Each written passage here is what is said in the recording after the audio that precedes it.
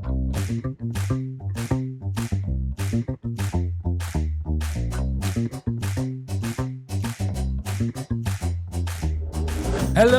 this is What's Doing, and I'm Abid. The Malay language broadcast business in Malaysia is a vibrant and integral component of the nation's media landscape. With a rich cultural heritage and a diverse audience base, Malay language TV channels play a significant role in shaping public discourse and entertainment preferences across the country. Major broadcasters such as Media Prima and Astro Malaysia have established themselves as key players, offering a wide range of programming that caters to the diverse interests of Malay speaking audiences. From news and current affairs to drama, comedy, and reality shows, Malay language broadcasters continuously innovate to bring pace with evolving viewer preferences and technological advancements. With the advent of digital platforms and streaming services, the Malay broadcast industry is poised for further growth and adaptation, presenting new opportunities for content creators and advertisers to engage with audiences in Malaysia and beyond. One person who has led both Astro Network and Media Prima Network's Malay language business in the last decade and grew them multiple folds is a Singaporean, Dato Khairul Anwar Salleh. Dato Kai, as we all call him, has the bragging rights of successfully making both these organizations profitable during his tenure with innovative content strategies and offerings. Dato Kai started his career as an actor in Singapore, and after 3 decades of dabbling in leading content businesses, he is now on the other side of the content business as a producer with his newly minted company, Ink House Pictures, which has great content aspirations and ambitions. Welcome, Kai, to What's Doing. Thank you so much for coming onto the show. It's been a long time coming. Thank you for inviting. Thank you so much. It's really we are really honored to have you on the show, and not because we have affiliation for the last 2 decades as a friend and mentor, but I think you're one person who has done such great things for the broadcast industry, and it's an honor to have you on the show. Thank you so much. So tell me, Kai, one thing. I mean, you are one person who has worked with the two biggest networks in Malaysia and led the content team in both the networks. Were you totally lucky in getting those two jobs, and how did you manage this? I mean, both coming from Astro to Media Prima, what was the whole gig? Actually, I planned all this. But to be honest, I never imagined that my path went through that extent or where I ended up. I've always wanted to be. I'm interested in films. I was interested in getting involved in the creative side, but it was very much an accidental journey. I started off as someone who loved the theatre. I found theatre in secondary school, and I felt, okay, this is what I want to do. And I actually wanted to actually further learn about theatre and performing arts. But I needed tertiary education, and I know for a fact that if I take my A levels, I will fail big time. So the only way is to get a tertiary education via arts because of theatre.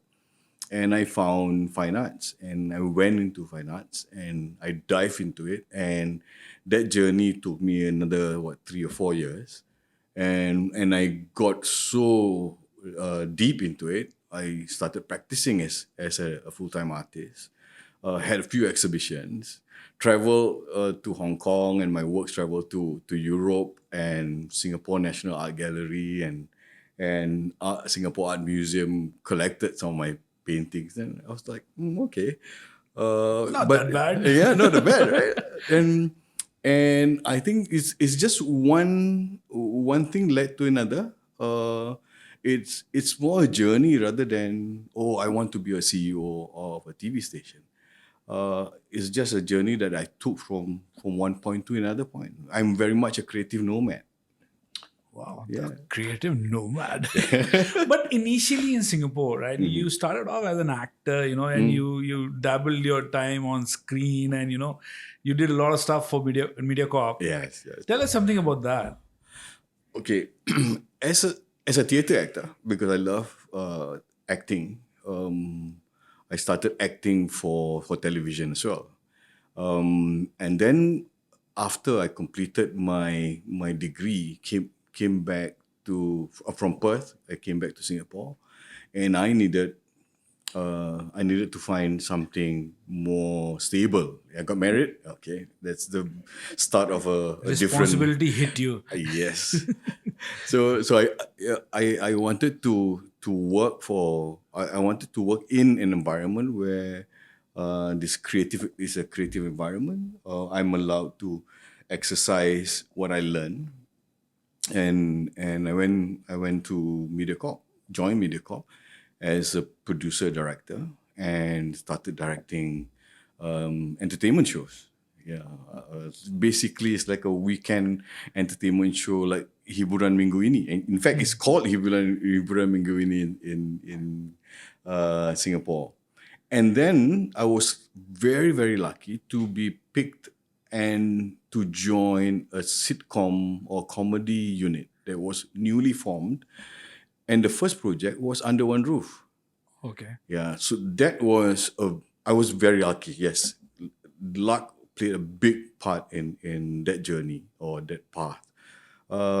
As a producer and director for a newly set up sitcom unit, we had the opportunity of learning from the experts from Hollywood. So they brought in actors trainer or someone who actually coach acting. So as producer director, you have to go through that as well, so that you know how to direct actors for television. You learn about writing sitcom for television. So the coach was someone who was one of the lead writer for MASH, the series. Oh, okay. Yeah. So we took about 9 months to actually learn how to produce a 13 episode of Under One Roof. But we were lucky; it took off and did very well from get go, because it's a long awaited local content that is very localized, that resonate with the audience so well, about families living in HDB flats, different races, different cultures, and it's a potpourri of cultures interacting with one another. So with a degree in sculpting and with a diploma in fine arts and painting, how did you break into the content business? Means, what was that big break when you thought, okay, you know what? Yes, we have now. I have responsibilities, and now, how television came first to your mind? I think it was a natural path for me to take, because I needed a job, and I wanted a job that I can use my skills that I already have. Say as an actor and as a director, because I directed some theater pieces as well. And I do understand working with other departments. My theater pieces were very much collaborative. It's a device play, so you work with other resources. So with that, when I jump into MediaCorp and learning those traits, learning those skills, and producing skills, it came quite naturally, and I got an advantage because I understand acting. I understand how to talk to actors and work with actors. And even in the writing process, as an actor, you do have some experience to say, I think it's nicer if we create a scene like this, because then you will put the actor or the character in a situation that the actor can shine. Or even in casting, you look at an actor, okay, I think this guy fits better, is closer to the character than forcing him to act. Because I think we tend to get mistaken or misconception about actor that they can play every role. Every kind of role, yeah. But I think the actor has to be most comfortable with that role, and then they can start dig deeper once you're familiar with that role. So those experiences was quite a natural for me. I mean, using those experiences to be my asset when I walk into media, when I walk into production, and then I started creating shows. After 3 years in MediaCorp, I think I got a bit impatient, or I got a bit bored, and I was attracted to Malaysia, because at the time Malaysia was booming in terms of their entertainment industry. Music scene was booming, music industry, and then the more TV stations in Malaysia and Singapore, and especially in the Malay language content, which is my first language. I'm quite natural with Malay language, so I thought this is the place to be, and I'm a big fan of M Nasir, who's also a good friend. And he said, if you want to be in the Malay entertainment scene, you have to be in Malaysia. And I took his call, and I jumped to Malaysia with a concept, and which eventually became Spanajaya. Oh, okay. Yeah. So created Spanajaya and worked with a few content experts here, the late Muhammad Khalid and also Lolo. The three of us, sat in my house in the Sepandan and come up with the characters and start writing Spanajaya. But we talked a lot. I mean, we just spoke about the community that we are trying to write about. So I think they are the subject matter expert for that community. The character Mud Rock and the workshop in the we call it the Bawah Pokok Cherry workshop. Yeah. So that community was what we were trying to capture and write about, and because I remember my experience coming to Malaysia, uh, I felt that was during the automobile boom. There was uh, there was before Produa, there's Proton and Produa. So Malaysian made cars, and everybody can own a car before everybody can fly. So everybody can own a car, uh, and but nobody would want to actually spend money to maintain it. So they will go to a workshop like Spanajaya. So then you see all characters. It's a pot, a melting pot of all characters from all walks of life, wanting to get the best deal in car maintenance. And that's actually clicked with the audiences, and that became a Yes, big hit. yes. It became a signature show for NTV7 for many years. So tell me one thing about me now that what your entry into Malaysia and you started producing the show and directing the show. How was your strategic thinking when you were leading Astro as well as Okay. Media Prima? And what were your key accomplishments? Because you've done a lot. You've done a lot of stuff during your tenure at Astro as well as at Media Prima. I think the jump from content producing and content making to content management and content administration was a conscious move, because I was a bit frustrated with the people sitting in that chair. You know what I mean? We were trying to sell an idea, and they can't seem to understand it. I was lucky enough because I mean, a very good friend of the CEO of NTV7 then was a friend and fan, because we create good shows. And then said, look, I think I can provide, I can be of a good asset to you, so that we can continue acquiring or commissioning good content for the public, because I think I know the market well enough now, and I know the people in the industry well enough. I can attract the best talents to come to NTV7 by working with the likes of Muhammad Khalid at the time, Ahmad Izam, Ahmad Idham, many big names at that point. So I got a job in less than 24 hours. I said, meet me at 1 a.m. This is Shazali Ramli. Meet me 1 a.m. at Teh Tarik. Teh Tarik. Tomorrow morning you start at 8. So that's how I got the job. And again, the intent was conscious, but the journey was unpredictable. So we went through, we created a few shows. I created a few good shows, good formats. I felt, but I think NTV7 at that particular time, the bandwidth was limited to West Coast, so it's not a national station, because I think at that time the competition was against the likes of TV3 with super big shows like Scenario. You have all that kind of big show, Pimai Tang Tu and all that. And then Media Prima acquired NTV7. On the day of that acquisition, I decided to leave. And I called our friend Zainir. I said, Zainir, I think it's time for me to move on. And again, another quick tea, and said, if you want, you join me tomorrow. And I jumped. Man, somebody is writing that your career biography with a golden pen, you know.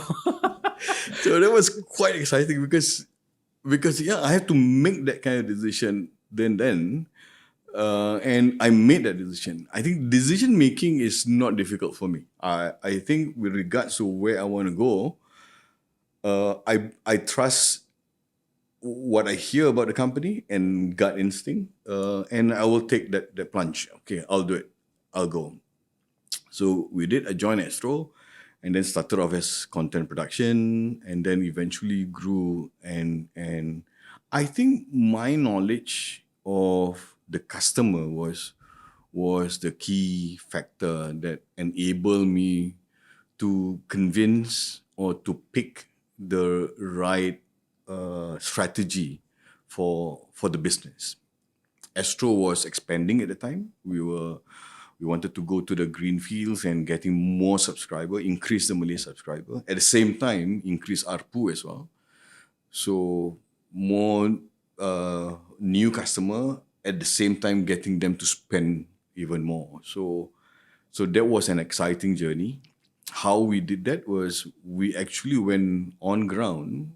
We focused. I think I traveled to so many spots in east coast of West Malaysia, the Pahang, Terengganu, Kelantan, whichever area that we don't see Astro at the point, we actually knock on their house or go to a warung and actually have a conversation with the locals in that area and understand why the pain points, why are they not subscribing to Astro.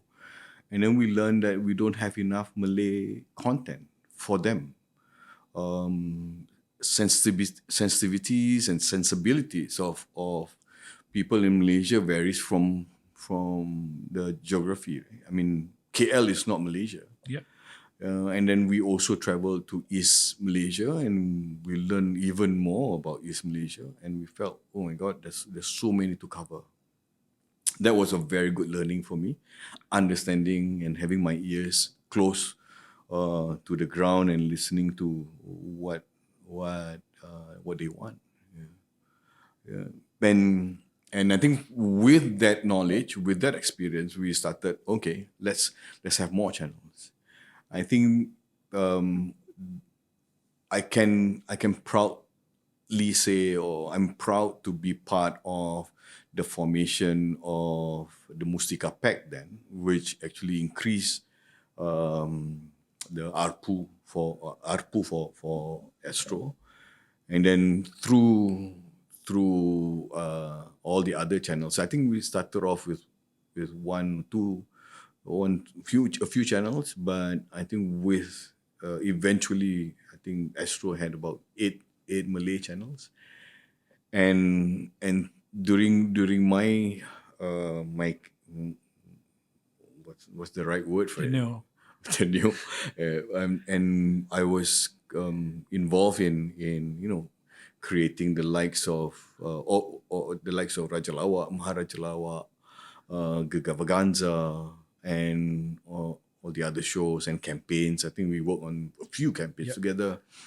I'm also proud to mention Astro First, because Astro First was a a service that enable Malaysians to have access to the film, to a film which has very limited screens in Malaysia and limited time, a screening time in Malaysia, to have a window that we could create and for people to actually spend and have access to the film as soon as or close to screening the release time.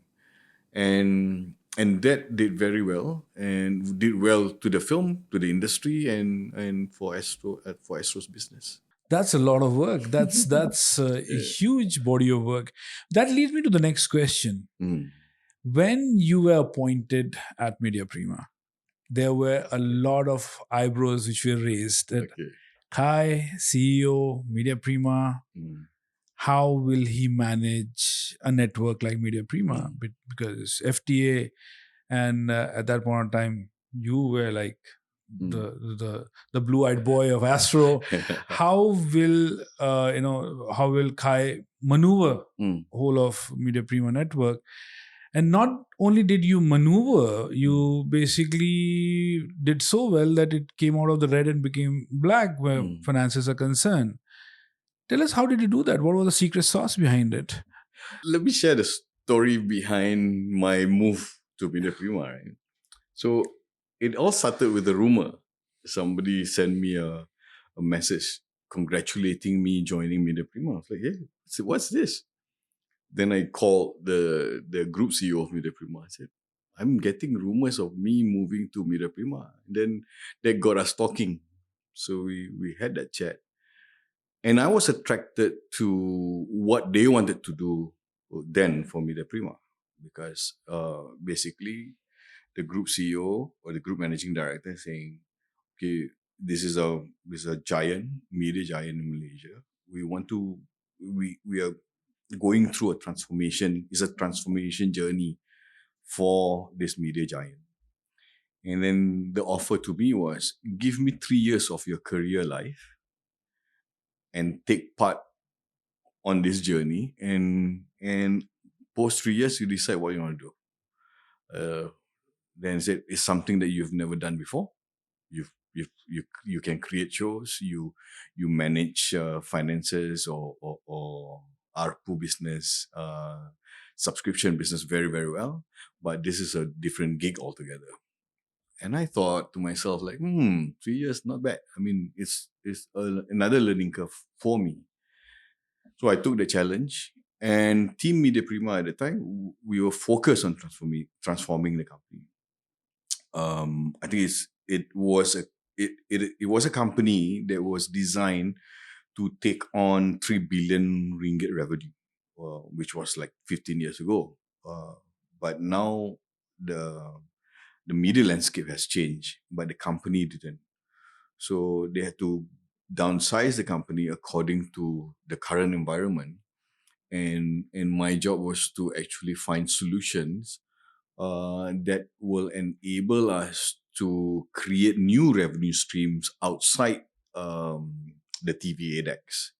So we will. I mean, the timing was right because during COVID, schools had to close, and we offered our channel, one of Media Prima's channel, NTV7, to be a platform for us to actually bring education to homes.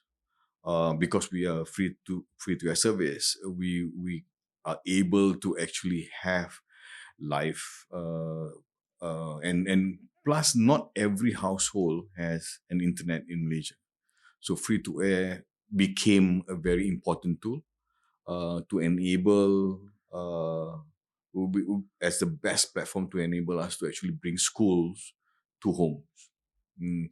So creating the right model, choosing the right um, classes, and working very closely with the ministry. We did pretty well for two or 2.5 years. So that helped us and helped the government and helped schools. So that was win-win-win for all of us. At the same time, because you remember at one point where we were not allowed to shoot, We know that pretty well. so Media Prima had a library of drama series that is important for new platforms, especially the streaming platforms. So they wanted new shows. They wanted to have shows that they can they can have on their service, and we managed to do that. We managed to cut new deals. I think the sales team did a very good job in carving the right deal so that the drama can actually live into different platforms concurrently, and that also created a very healthy revenue streams for Media Prima. So I guess it's about finding solutions and understanding uh, the client's issues or the client's pain points and what do they actually need now or at that particular time.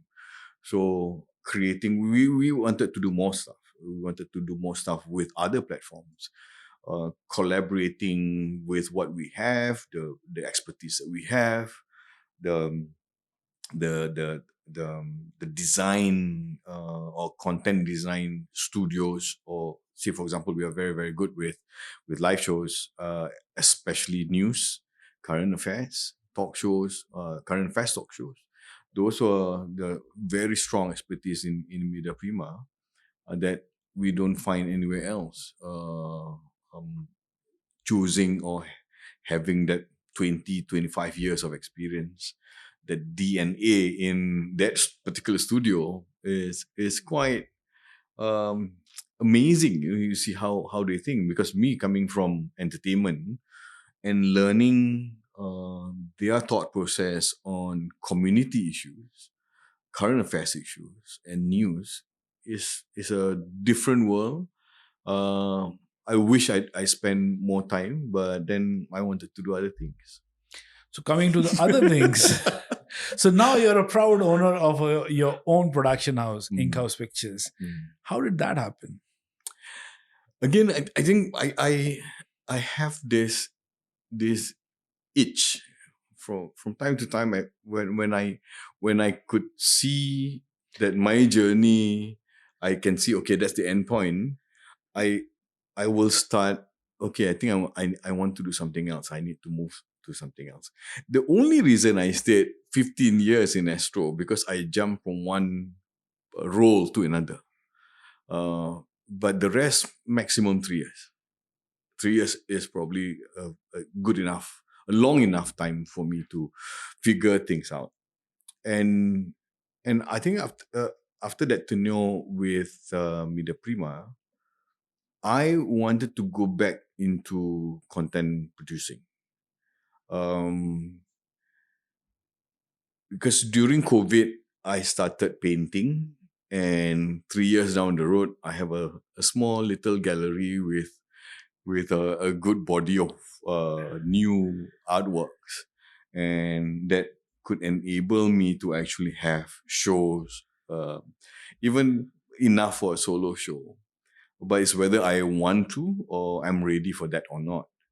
And I felt, um, I think starting my own outfit would be a another good start of a journey. And I think I need to walk this journey for the next 3 years, and see how it, which path it will lead me to, and then I need to make that decision. So it was formed 2023 August, and then now I have another. It was formed in Singapore. Now I have another outfit in Malaysia, Tanah Air Films, with Adeline Aman Ramli, which we are focusing on our big biopic project. We'll come Uh, that to, we'll come on to that soon. yeah, yeah. So it's again it's another journey a bit. I mean, like I said, Didn't you see all the other producers struggling, and even then you wanted to come and join in that business? Don't you see independent producers like living that struggling life? uh, I had this conversation with my wife. I had this conversation. I remember clearly. I said, "Okay, so I'm 58 now. 59 this year actually. Wow. Yeah. So and I look at my career. I said, okay, I have another lap. So another 3 year that I will want to spend. But what do I want to do? So that 3 years is I say, okay, this is the last lap. I think let's go back and Go with a bang. go with a bang and go back to where I started. left off. I started off. It's a full circle. A full circle. But this time around, with enough experience to be able to bring people together and fund a big project. I think that's what I'm learning about myself, and I'm enjoying myself trying to raise funds for this particular project, and finding the right people to actually execute this project with the right vision. And I think, yeah, 20 years of business experience, prior to that 10 years of production experience, and producing all the big shows. I mean, we haven't talked about. I mean, my involvement in films in Malaysia, listening to Police Evo pitch for the very first time, and Hantu Kak Lima speech, the pitch very The first biggest time. blockbuster Malaysia Yeah, has seen. yeah. but that experience gave me that confidence. I think I can do this. Yeah, I think, but I'm not gonna pitch to people for okay, let me rephrase that properly. You're going to a very sensitive place. I want to share a dream with people who say, okay, let's do this. It's a we all do you share this dream? Okay, let's participate in it and put all the good hands that we can find to actually lift this project up. Metaphorically, it's something like that. It's such a beautiful thought, because you started from where you're going back to that, but again, in that journey you put everybody together, Yeah. and like you said, this is the last big lap for your career. You want to bring everybody together who can Yeah. execute that big thing. We'll talk about that big thing soon. Okay. So now you start, with this answer, you open another floodgate of things, which is always being my, I always have this angst against. Okay. See, as a producer, as a creative, you create shows, you create IPs, and Media Prima as well as Astro has always been very, very particular and very, protective about the IPs. Okay. And they never share the IPs until unless they have a very special deal with producers. Now that you're on the other side of the table, and you have, when you were this side of the table and you were negotiating deals with producers for their IPs, how do you feel right now? Now that you are in a producer's seat, what do you think should be the solution of sharing IPs or giving the IPs to the producers and come in as, create a show which has got, you have your skin in it, and then distribute it to different platforms? I think to find an answer to that question, we need to ask another question. I think how this current model came about, the historical event that lead to where we are today, is something that we need to find answers to. Say, for example, I remember we had this one big session between all the broadcasters with the ministry and producers and all associations talking about IP rights. I think at least about 10 years ago, I was with Astro then. And then at that point, I was seated next to Ahmad Izam Omar, who represents Media Prima. I was representing Astro. And I said to him, I said, I think today is the day that we will probably lose, or rather, the IP will be taken back, or to the producers can keep the IP. But we failed or rather, the industry didn't quite succeed in asking for that IP back. What we need to learn is that when IP was given to the broadcasters was the early 80s when RTM decided to privatize drama Minggu Ini. So the drama production, instead of holding everything internally, okay, let's keep it, make it into a vendor system, farm it out. But RTM is only one channel that actually wanted or rather need a drama. The rest are all licensing. You license, Hollywood series, Hollywood films, and all that. So the model was licensing. So RTM at the time saying to the producers, okay, you can take the production externally, but I license from you. But the licensing fees was too low for the producers to survive. So I think the minister then, Dato Muhammad Rahmat, the late Dato Muhammad Rahmat, said, okay, I don't think they can survive. So RTM, you have to absorb all the costs for this, and then so you keep the license, because there's no other way for the producers to sell.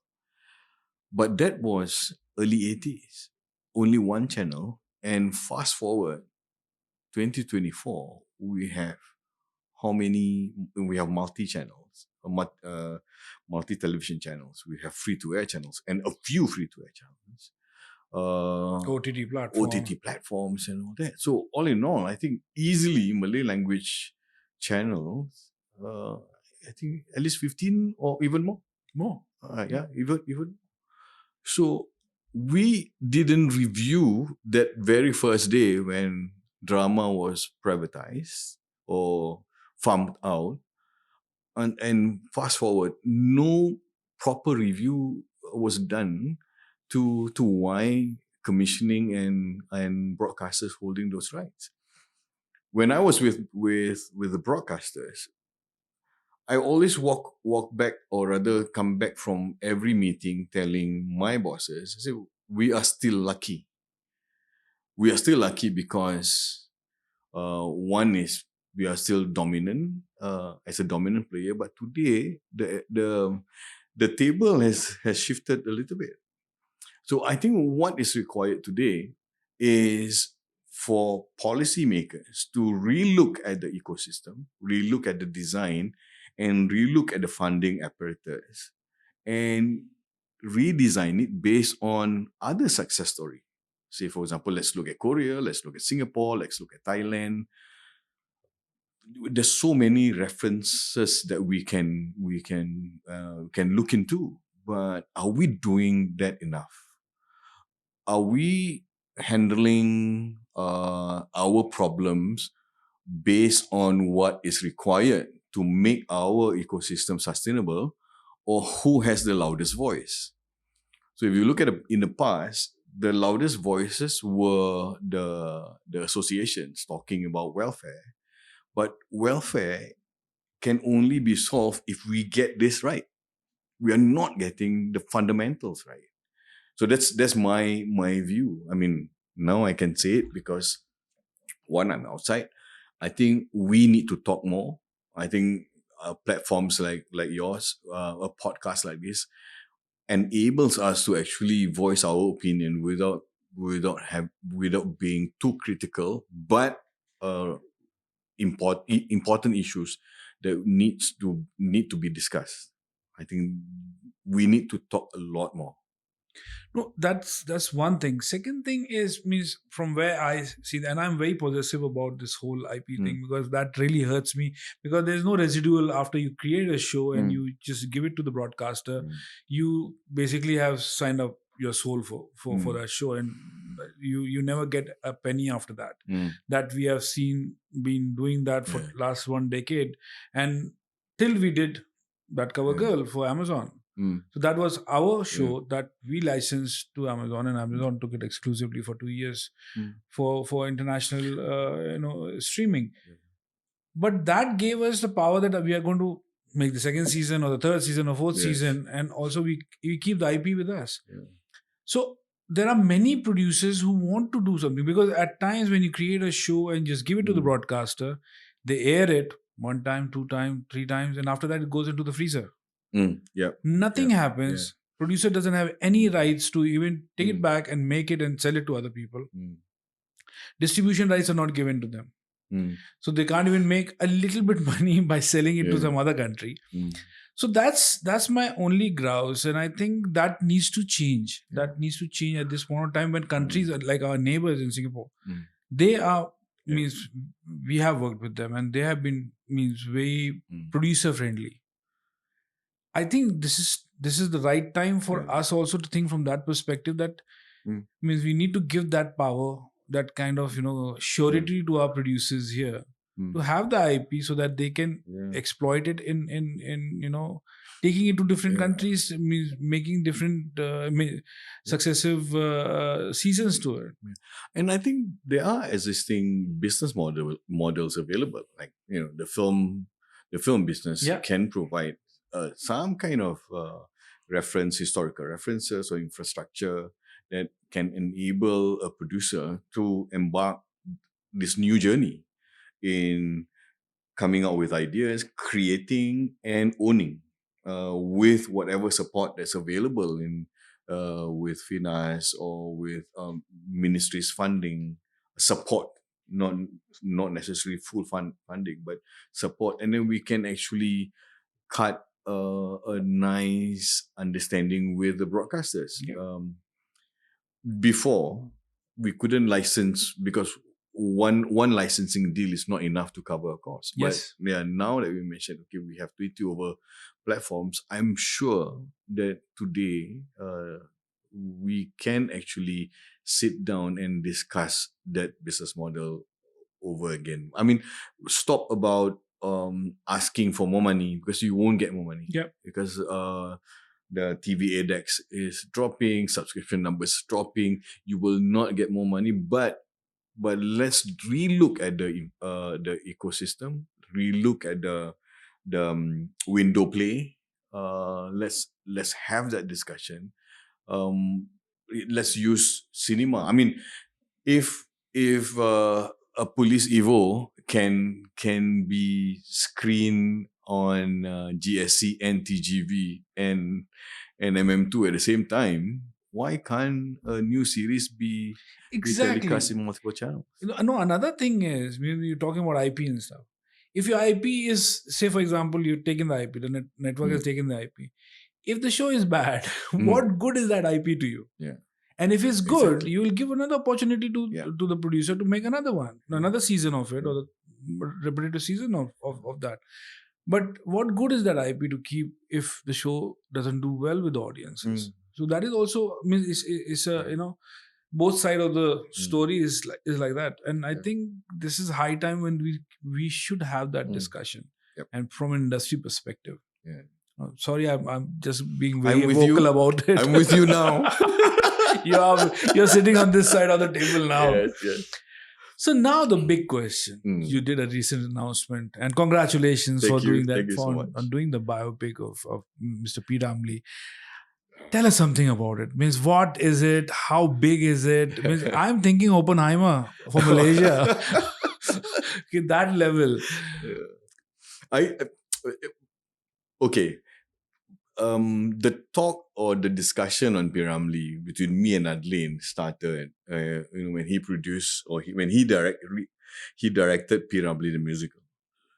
So that was at least 15 years ago. So then we need to make this material into a video format or even a film format.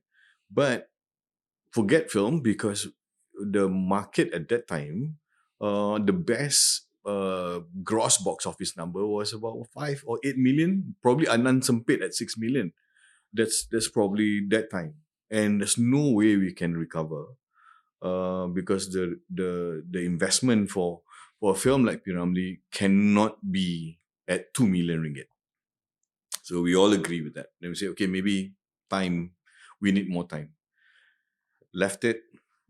I commissioned Adlin with a few Inspirasi Piramli project. Yeah, if In you Astro, remember, right? yeah, in Yeah, Astro. yeah. Yeah, so he did Babak Empat Madu Tiga, Labu Labi, Sunata Labu Labi, and all that. A few iconic Piramli films. And I trust Adlin's taste, and also vision on Piramli, the project.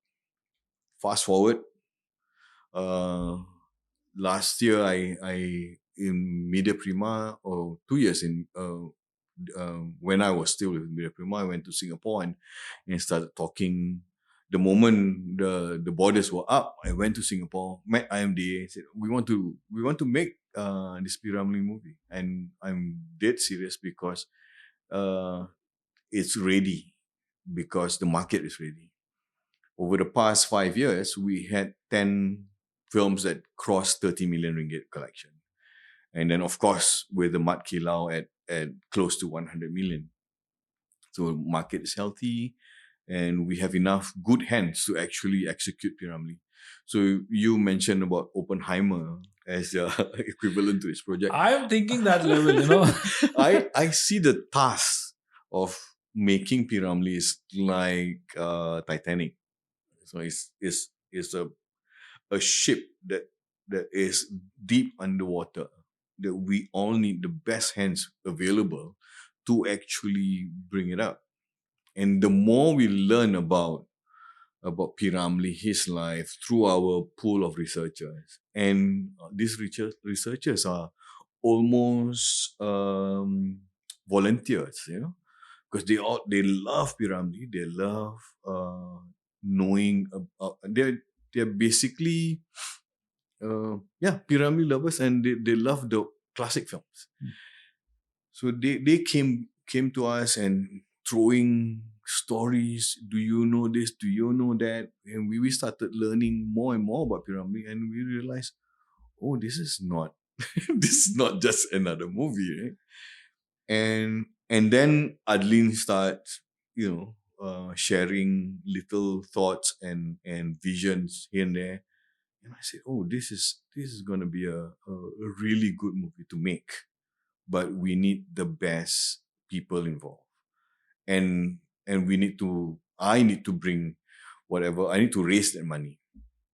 And my first task was, I said, okay, let's try and round up all my friends that I know of who has uh, more than a couple of millions in their bank account, to actually come in and say, okay, this is a project, be part of it. It's almost like crowdfunding, but it's more structured, and and and so far we are happy to meet people, and people are happy to listen to our projects, and signs are really, really good. For example, like my friends, like, okay, whoever that I've crossed path in the past, and the owner of NTV7, the big bosses in Astro, whoever I think who would be interested to listen, I will talk to them. I will sell Piramli to them. So I'm a salesman raising funds for this. So you have sat on the other side of the table, you signed checks, you signed contracts, and for years, and now you're sitting on the other side of the table. We're waiting for checks to come in. How do you think that whole thing has changed for you as an independent production company owner? I would like to think that I can offer solutions to business owners, whether you're a broadcaster, or you are an investor, or even another movie producer. I'm providing a product that can provide solutions to everybody's business. For example, like Piramli. Everybody, I mean, we talk about Piramli. There's so many talks about, we need to make this Piramli movie, but nobody did because there's so many obstacles. Um, I came in with those solutions, and with those solutions, it lifts off doubts from the investors. Like, if I spend this money, will I get back my returns? Uh, what about rights issues with Shaw Brothers? What about the music rights? And all those issues, thankfully, because during my tenure with Astro, I've been dealing with Shaw Brothers for many years. I mean, right after I left Media Prima, I went to Shaw Brothers and said, "Okay, I'm making a P. Ramlee movie now." Say, "Okay, go ahead, please do. You know what we need and what is required." So all those things are being sorted out for many years. So that decision from the rights owner has no issue, and understanding about you know, a lot of people ask me, okay, will the family take action against you if you portray the character wrongly? So again, the those rights or what defamation, defamation law and all that. I've been through it with Adlin doing AR Tompel when I did Saloma. So we went through the hard way and learned, and I said, okay, I know how to solve it. Similarly, I think when coming up with ideas or content ideas, it's not because I want to do it. I'm not that 25-year-old boy who has a lot of creative ideas and eager to impress others. But I would look at, say, for example, a media platform and say, you I think this is your issue. If this is where you want to go and looking at what you're offering, I think this is probably something that will help you. My take on my stand will be that, rather than I have this story that I want to sell to you. And maybe because I've given myself the next 3 years, and I have the time to actually let things grow. I mean, I haven't interacted with everybody in the media industry after I left, but I think P. Ramlee is a good start, and I think that opens a few doors, and also attracting new ideas coming through, and then I have time to, like, oh, I think that guy's idea can fit for this particular platform because I think they are targeting this audience. So I'm in that position now. So I think you done your whole round and through Mm, your career, making those partnership, making those relationship to come to this mm, time in your career where you're bringing all of them together mm. for a project which is loved by every Yes, Malaysian, yes. and they are all looking forward for this story to be told in the right way and the biggest possible way, so that Mm, this legend of mm. Piramli stays forever for the next 10 Yeah, generations. I said yeah. that's a lot of responsibility. Oh, yes, That's a lot of yes. responsibility. But coming to the other part of creation and of creativity, Mm, talents. I mm, mean, you have worked with the best talents on screen, off screen. I mean, mm, singers and actors and actresses, and we have one of the best in the industry. What is the problem which you see mm. is why we are not making an international mark Okay. where talent is concerned, and why are we not getting it recognized? Leaving Mm. Michelle you aside, uh, what is missing and how it can be fixed? I think when we talk about international stage or going outside Malaysia, I think very rarely that we spend enough time to identify where, Hmm. what is that stage and where is that stage. We would like to have this sweeping statement, oh, we need to go international, we need to go global, but where? Have we decided where we're going to go? Because not everything is for every country, right? So I think if you look at, say, for example, a recent success with Abang Adik, mm, did very well in Taiwan. So I think what we need to do now is to actually quickly study Abang Adik, capture that GPS, capture that road map that took them there, and then enhance it. And then, policymakers need to look at it. If this is our ambition, create highway so that we can send a few more and be good in that market. Or see if maybe we decide, oh, let's target Indonesia, for example, and then really target Indonesia. I was running the head of Malay Nusantara for a while in Astro, and we spent quite a long time, quite a decent time in Indonesia, understanding that market. We actually created Tribe as well, and created a few series for Indonesia, and we learned a lot. We fail, but that learning is or the investment is useless if we don't learn enough. Yep. So I think those are things that we need to ask ourselves, because I think the one failure that I can share is that if you think you can write for the world, I think you will definitely fail. I think you just need to write a good story, and the world will come and listen to you. Yep. Instead of, I want to go, but you really don't have a focus on where you want to go.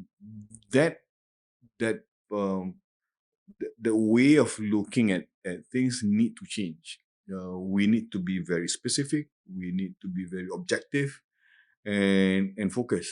And rather than sweeping statement, I mean, politicians do make sweeping statements, but as artists, we have to be very, very sure. But see, you have seen decades. I won't say decades of storytelling on pretty much all screens. What has evolved? What do you think, according to you, what has evolved and how it is getting better? And what is means how is it going forward? I think when when I just wanted to share this story when Muhammad Khalid wanted to make Hantu Kalima. So that was 8 years or 10 years after Hantu Kalima Balik Rumah, the first one. Then one day, after he recovered from his sickness, he said, okay, I'm ready to make Hantu Kalima. And he said, how much? They name a price. Muhammad and Gaya name a price. And then I said, on. I remember Henry said, well, sure, Kai. I said, just put the money and roll the dice. Such a great line. and but I mean, nobody predicted how that movie did for us. At a budget of, I think I can mention here, I think it's open secret, at 1.8 million ringgit. We collected 38 million. And not That including dice Astro really First. rolled, man. Exactly. But what do we learn from that success is that people are going local. Muhammad Khalid's Hantu Kalima is very, very Perak centric. Gone are the days where we think you want to go generic. Now they're very focused, very colloquial, and hit the right nerve. Everybody enjoyed it. And then you look fast forward with Mat Kilau, right? So it's like 100 million. Again, I think the sentiment of being local is there, but I think we need to revisit and actually discuss. We need to discuss a lot more on the choice of sentiment. It doesn't have to be right wing, but sentiment of the audience sentiment is an important feature of a successful product, like Hantu Kalima and Mat Kilau. So I think to answer your question, it has grown, but fundamentally it's still the same. There are more and more platforms available. There are more and more tools for us to actually use to talk about our films so that people know. But fundamentally, taste-wise, we don't change that much, and I don't think people change that much anyway. You have new preferences, but you will go back to your daily liking. So, for example, I always use this example. A Malay family will eat their nasi and lau every day. Over the weekend, they go out to have a meal outside. When end of the month, then they will spend money on a Western dish, for example. That's again generically, we do that. We eat at home, and I don't think people um change that much in terms of taste. Um, we remember in Astro we always say, look at the language spoken at home, then Yeah. you know what to serve them.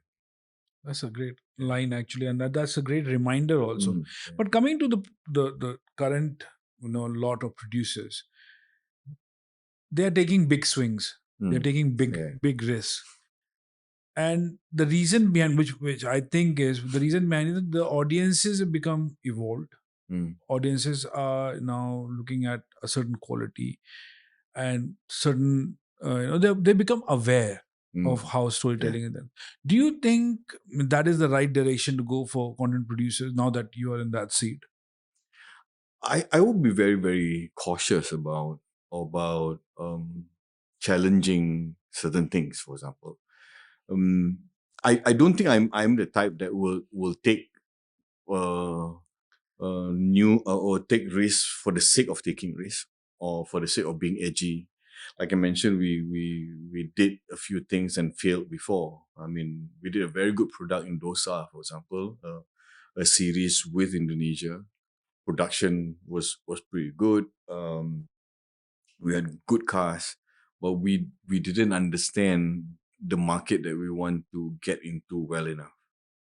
So I would rather spend, and I think there's another issue that is happening today is with data, right? We get carried away with overly relying on data, and crunching data is based on how you want to read it, right? So we lose track with our instincts, with our gut instinct, or whether, "Ooh, I think this is a good story." I remember my early days with Astro and in the commissioning seat. I was attracted with one producer, and currently one of the top drama producer in Malaysia. Her description, oh, am I revealing too much? Her description of a good story, she used the word sedap. Kai, the story is sedap, delicious, and with reference to food. And I think that is also instinct, right? And the very very same story, when we put that 1.8 million and roll the dice on Mamat Khalid, was never about data. When Police Evo, when Joel came to me and said, Kai, Gaya, we have this story that we like to propose to you. And then when we listened to it, when I listened to it, I said, wow, this is a signature or Tentpole. tenpole. Yeah. And it's almost like a new franchise that we can create. And that's not based on data. That's, it's just about, I trust the maker. I have my ears close enough to the ground, and we make that decision. The data, we can come later to see, okay, are we good or not? Okay, how much do we want to spend? How much can we collect? And which we did. I think Joel came and present to us all the 15 million and above movies, Hollywood, international films included, and why they hit the number they hit. So those are important after we to strengthen our trust, or strengthen our decision. But our decision cannot be 100% based on data. It has to be on gut instinct. and the trust in the maker. Now we are talking. So, in all of your experience, in all of that, if you have to impart like 5 learnings for content producers and for content creators, what will be those 5 important learnings which you think they can carry it forward in their work and in their in their career? I think number one, and I vouch on this number one especially, is knowing your audience. Yeah, go with, okay, this story is for this particular audience. That's number one. Number two, I would say trust your collaborators. You need to pick the right people, talents to help you drive this project to the audience that you set. Uh, Number three, four, and five.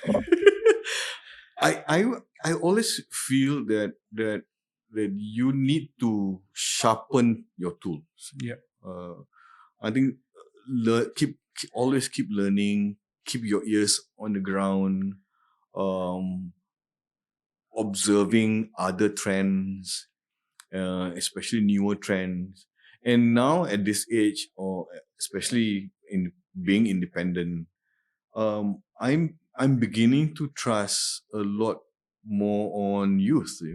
Like I think I always say to myself, and I say to my friends and my partners, I say we don't have representative from the younger ones. I get very nervous when our team is just okay, my age, or slightly one age below me, but not young enough. I think we need to have Listen to the younger voice. yes, Yeah. that younger voice. No, that keep you basically, that those guys also keep you on the toes, in the sense they can give you the information which I think our ears are not listening, It's what true. they are listening. Yeah. Those are like really golden words of advices which you've given. Thank you. Thank you, Kai. Thank you so much for Thank coming you. onto the show. Really, really engaging conversation that was. And I and the whole of Creators 2 wishes you all the best Thank you so for much. P. Ramlee. And we look forward to the next Oppenheimer from Malaysia. Thank you. Dato Kai is a gifted artist, a man who can draw beautiful images on a canvas and hopefully on a big screen too. We look forward to his ambitious project on P. Ramlee. Till then, keep stewing.